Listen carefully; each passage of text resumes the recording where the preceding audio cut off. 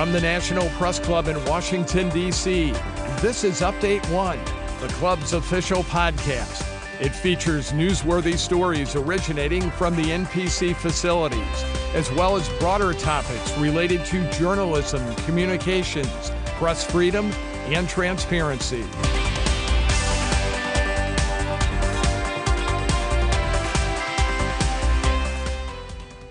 Welcome to another edition of the National Press Club Update One podcast. I'm podcast committee member Lincoln Smith, and with this conversation, we are joined by Mr. Gary Powers, Jr., son of American pilot Gary Powers, who was shot down over the Soviet Union on May 1st, 1960, while piloting his Central Intelligence Agency U-2 spy plane. Welcome, Gary Powers. Well, Link, thank you for having me on.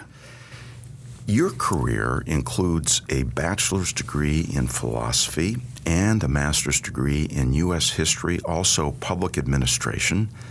Tell us about your background. Well, my background is very diverse. I grew up in Los Angeles, California. I worked my way through college doing construction. I thought I was going to be a real estate developer. But then my grandmother dies in Virginia in 1991. I come out to the East Coast. I meet my family in Virginia, in Southwest Virginia, where my dad was born and raised, and I discover that I don't know my family. So in July of '92, I pack up my bags, I move out to Virginia, I live with an aunt for a few months, get accepted into George Mason University, and I'm pursuing my master's degree in public administration. While there, I became the assistant registrar for the city of Fairfax. That led to another job as the president for the Vienna Chamber of Commerce. That job lasted between 2000 and 2005. During that time period, I helped to create the Tyson's Corner Chamber of Commerce. That was my background, my public administration career doing nonprofit management. Along the way, I started to do research on my dad, the U-2 incident, and what he had gone through. National Archives, talking to retired CIA, FBI, NSA employees, trying to get the truth of what took place. As a result of that research, I ended up founding the Cold War Museum in 1996 to honor Cold War veterans, preserve Cold War history, and educate kids on the time period. That museum opened at Vint Hill in approximately 2011. I then took a back seat to their board. I'm on their advisory board still, but now I'm doing GaryPowers.com, which is writing, teaching, and lecturing about Cold War history. I found that while doing research on my father, I would go in to archives and talk to these groups, especially students in the local high schools here, sometimes AP history. I'd go in, I'd give a talk on the U-2 incident, they'd get blank stares. They didn't know anything about the Cold War. They didn't know anything about the U-2 incident. They thought often that the U-2 incident had something to do with the U-2 rock band. That, combined with the fact that, Dad's in the history books, but there are hundreds of thousands of other men and women who fought, sacrificed, some of which who died during this conflict. They had not been recognized for their service to our country. So I thought it was very important to honor our Cold War veterans as well as educate future generations. And that was the concept for the creation of the Cold War Museum. At first, I thought it would take 3 years. Fundraise $3 million. Shouldn't be too hard to do. It took 15 years to get brick and mortar. And we were very lucky to get the location at Vint Hill, 45 miles west of Washington, D.C., an authentic Cold War historic site used by NSA, CIA, ASA, Army Security Agency, as a listening post. They had antenna fields pointed towards Washington, D.C. to pick up the embassy communications. They were able to receive international signals from around the world that they could then transcribe and translate to find out what our enemies were doing.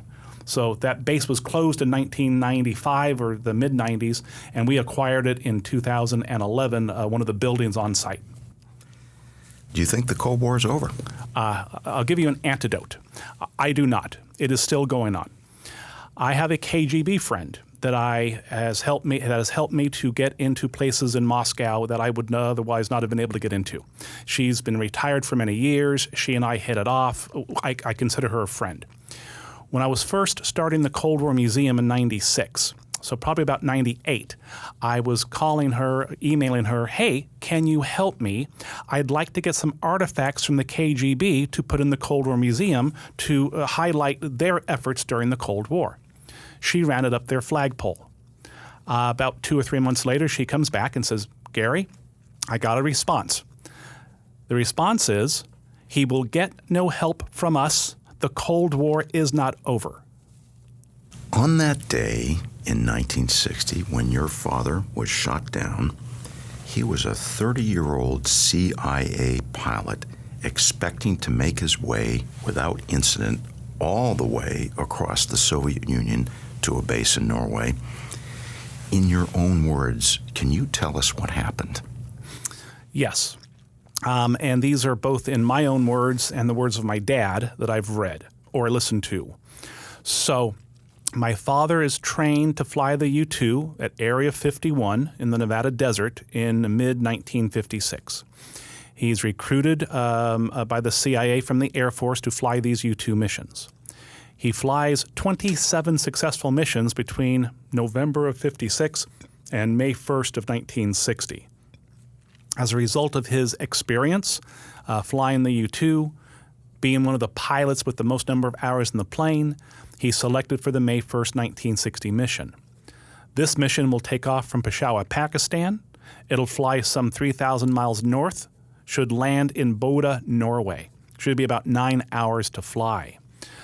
This is the very first time that the CIA is trying this path that will go across the entire width of the Soviet Union. Other missions, previous missions, would go along the border. They'd go in, come back out. But this is the first time to fly across the entire width of the Soviet Union. My father wakes up very early on May 1st, goes through his briefing, gets into his pressure suit, gets pure oxygen pumped in for about an hour to breathe pure oxygen. That way, the nitrogen bubbles help to get out of the bloodstream. Pilots who fly at extreme altitudes can get something similar to the bends. So in order to prevent that, you need to have this oxygen in your system prior to a high flight. My father takes off at approximately 9 a.m., crosses over the Soviets' border at about 68,000 feet, flips on and off the camera switches that will take the photographic imagery of the ground below. He is 4 hours into his mission. He's at an altitude of 70,500 feet over the city of Sverdlovsk. There's a bright orange flash. Shockwave hits the plane. The shockwave that hits the plane pushes my dad back in his seat as it pushes the plane forward. Dad realizes something's gone wrong. The controls no longer respond. You can't fly a plane without a tail section. The near miss of a Soviet new and improved SA-2 missile, one of 8 fired at the airplane, explodes near enough to the tail section to cause structural failure. As a result, the nose pitches forward, the wings snap off. Dad falls in this wreckage upside down inverted spin from about 70,500 feet to 30,000 feet before bailing out of the airplane. He does not eject. He realizes that if he uses the ejection system, he will sever his legs on the way out. The U-2 cockpit is very small, very tight, very compact. In order to eject, you've got to be in a perfect position or you can lose a limb. Realizing this, my dad does the following. He starts to panic. He forces himself to maintain composure, take a deep breath, relax as everything's falling out around him. He realizes, oh, I don't have to use the ejection seat. I can crawl out. So immediately he undoes the canopy, which floats off into space, undoes his harness, and is sucked up halfway out of the U-2 cockpit, still connected by his air hose. Half in the cockpit, half out, spinning down towards the ground, can no longer reach the destruct button that's on the dashboard of the cockpit of the airplane. He's realizing he's getting closer and closer to the ground, breaks free of the air hose, falls free of the airplane, parachute opens automatically at 15,000 feet. He parachutes down to the ground. Once he's on the ground, he's apprehended and turned over to the KGB. After the U-2 incident, Gary, it was reported the United States created a cover story indicating your father had been studying weather patterns for NASA, simply straying off course. And this cover story included presenting the media with a U-2 plane painted with phony NASA logos and serial numbers. When did the truth about what happened to your father appear in media reportage? For the first 5 days after the May 1st shoot-down, the Soviets said nothing. On May 5th, Khrushchev announces to the world that they shot down an American spy plane, shows a picture of the wreckage, but makes no reference as to the pilot's fate.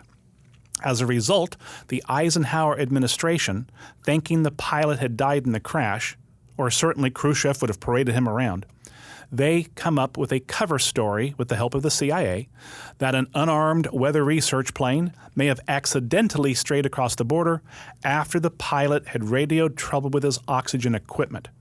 Once the cover story is in place, a few days go by. May 7th, May 9th, Khrushchev comes back up to center stage, very gleefully announces to the world, "Ah, comrade, not only do we have the plane, but we also have the pilot, Francis Gary Powers, who's quite alive and kicking and was confessed as spying for the CIA." So we have about a 7-day week between May 1st, when Dad is shot down, May 5th, when the Soviets announced the shoot down, and then finally being revealed it's a CIA spy flight on May 7th to 9th of 1960. Can you tell us more about where your dad was detained in the Soviet Union? Sure. So Dad was taken to a local facility in Sverdlovsk. That afternoon, the KGB arrived. 2 armed guards take him to Moscow's airport and then shuttle him over to Lubyanka prison. Lubyanka is the infamous KGB prison, part of and adjacent to the KGB headquarters in downtown Moscow. So this is where he finds himself his first night of captivity on May 1st of 60. For the next 3 months, my father is interrogated in Lubyanka prison.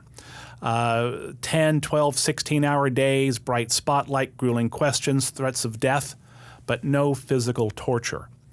I was able to talk with a retired KGB officer some 25 years ago who wrote the questions that the interrogators asked my father. And he told me that the reason Dad was not physically tortured is that he was too high-profile a person. The world knew that the Soviets had captured Gary Powers.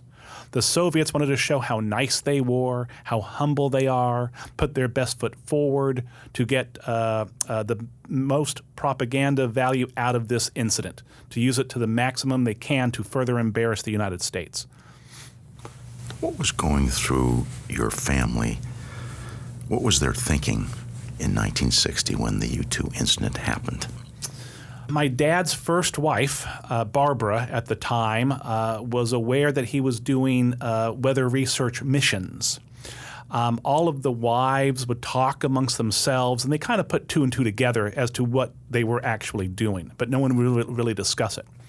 When my father was shot down, my dad's first wife found out about it as she's being escorted, I want to say, through an airport, and she sees the headlines that Gary Powers shot down over Russia. She faints because of the stress and anxiety it has just caused. So she's going through a very troubled time for the next 2 years. His mom and dad and his sisters on the family farm in Southwest Virginia are very afraid of what's going to happen to their son. He's in the Soviet Union. We've got Khrushchev banging shoes and saying, "We'll bury you." We don't know what's going to happen. They think he's going to be executed for this espionage flight. Fortunately, he was not. So they're going through the family. My dad's father, Oliver, was trying to do from the very beginning anything he could to get his boy released. He wrote letters to Premier Khrushchev. He wrote letters to Soviet spy Rudolph Abel in prison in Georgia Federal Penitentiary in June of 1960. Abel answers his letter. And all of a sudden, Abel is basically saying, "I'm not the right person to talk to. You should talk to my wife in East Germany about the potential to do an exchange," a.k.a. the KGB, "if you want to try to do an exchange between me and your son."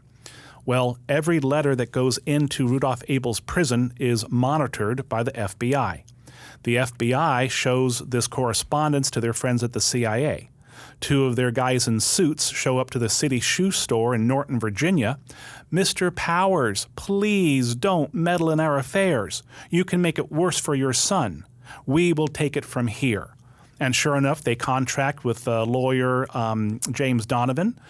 James Donovan then brokers the exchange between Soviet spy Rudolph Abel and my father, and that exchange takes place February 10th of 1962, the Glienicke Bridge in Potsdam, Germany. A British Broadcasting Corporation BBC story by Ian McDougall, dated 3 January 2016, describes your father in a Moscow court appearance as, quote, "a convincing and genuine person caught between forces far too big for him," end quote. Can you share your thoughts on this report? Well, sure.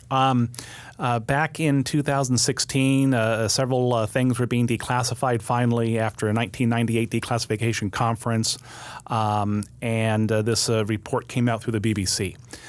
Dad was basically a pawn in this international game of cat and mouse. He was an Air Force fighter pilot recruited by the CIA to fly the U-2 spy plane. He was a pilot. That's all he ever wanted to do, was to fly airplanes. So when he gets shot down, imprisoned, and then ultimately exchanged, it's an international incident. So he is in the middle of this.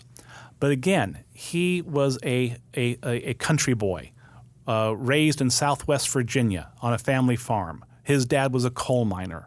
He was the first of his family to go to college. So he was pursuing this dream to be a pilot, which is all he ever wanted to do. So for him, when he's on trial in the Soviet Union, he's stage fright already. He doesn't like to talk in front of crowds, and here he is with spotlights and cameras and international press all around. He basically has to conduct his trial response on his own. The defense counsel that was appointed to him not once during the trial objected to any question asked of my father. In the Soviet Union, you are guilty until proven innocent. Unlike here, where we are innocent until proven guilty.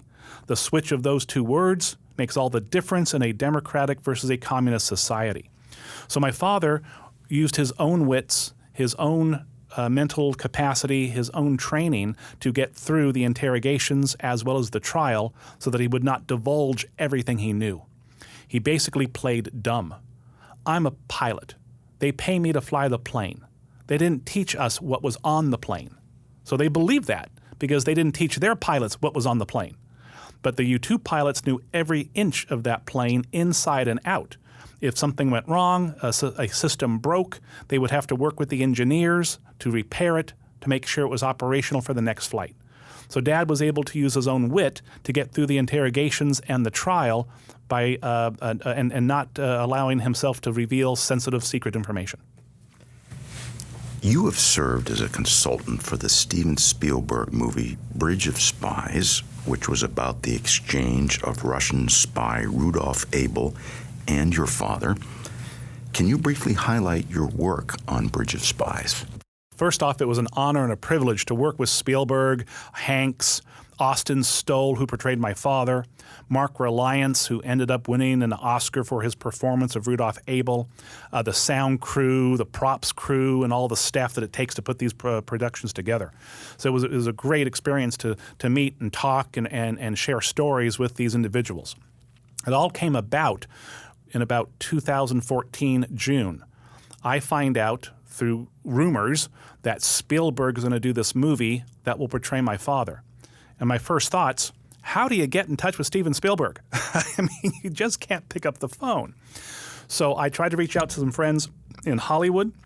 I grew up in Los Angeles, but even those friends who were actors could not provide an introduction.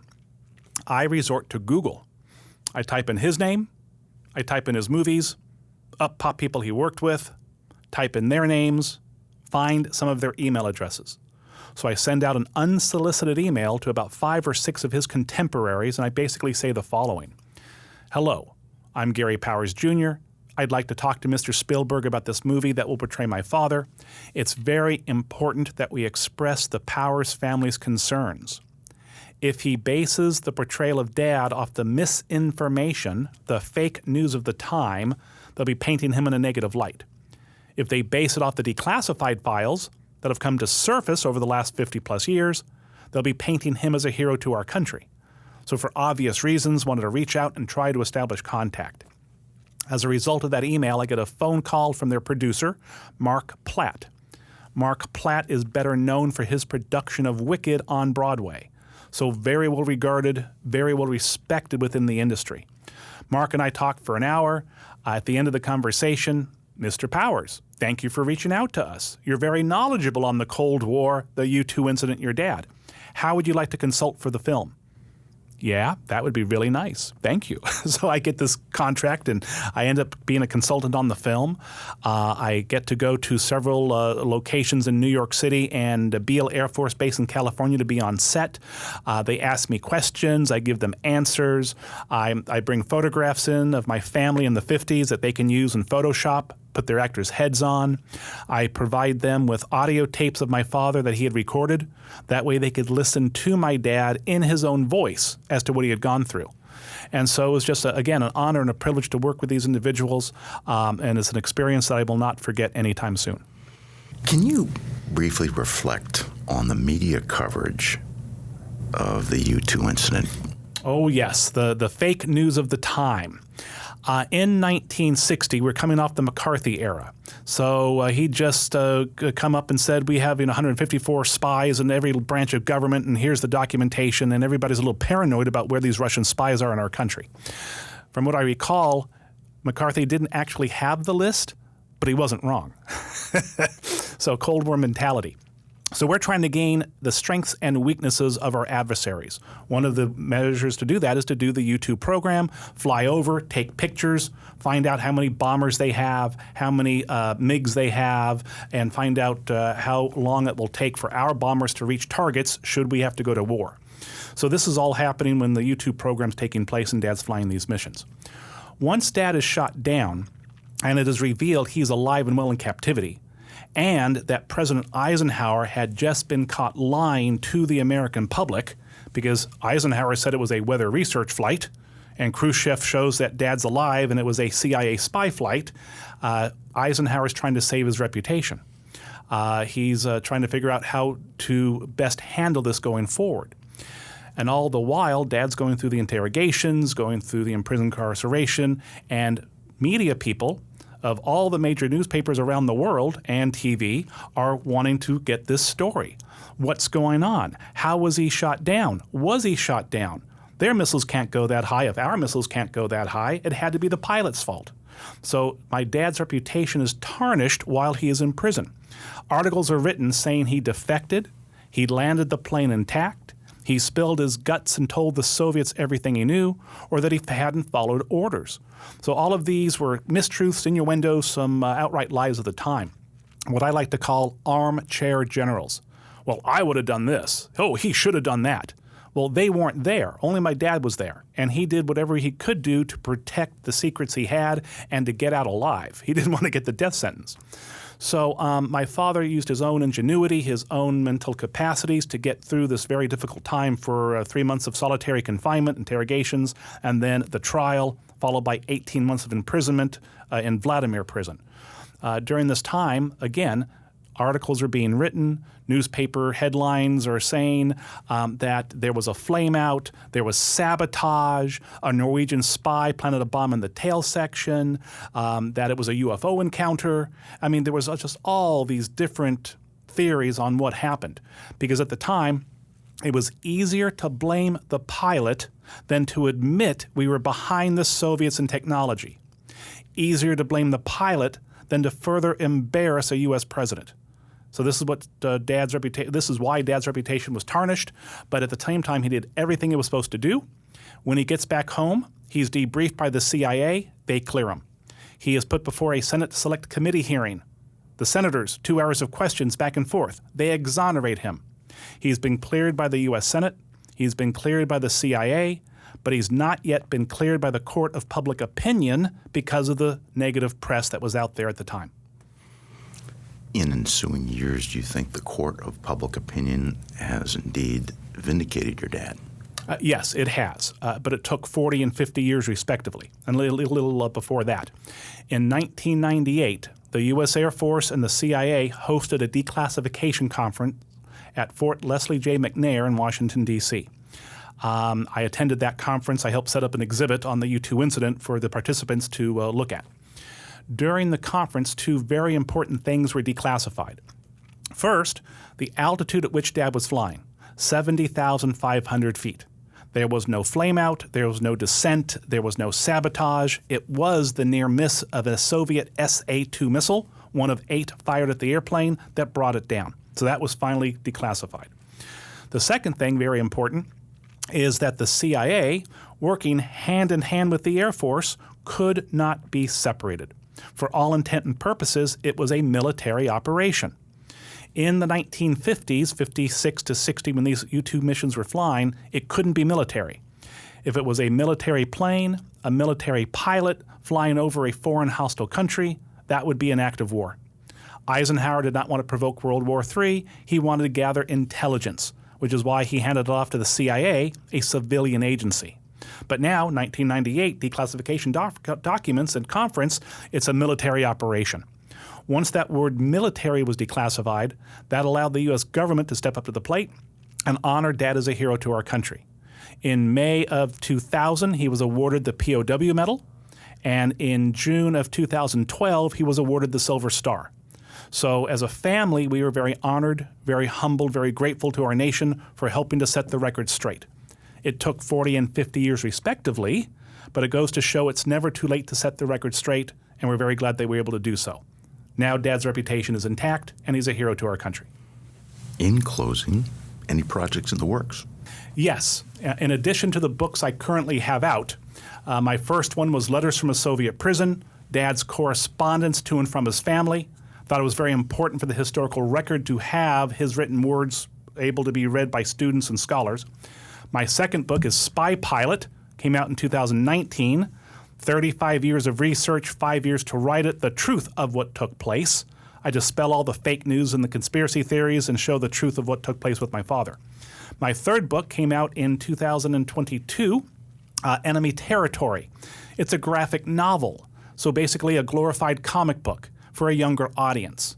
I'm teaching and want to teach kids about this Cold War time period.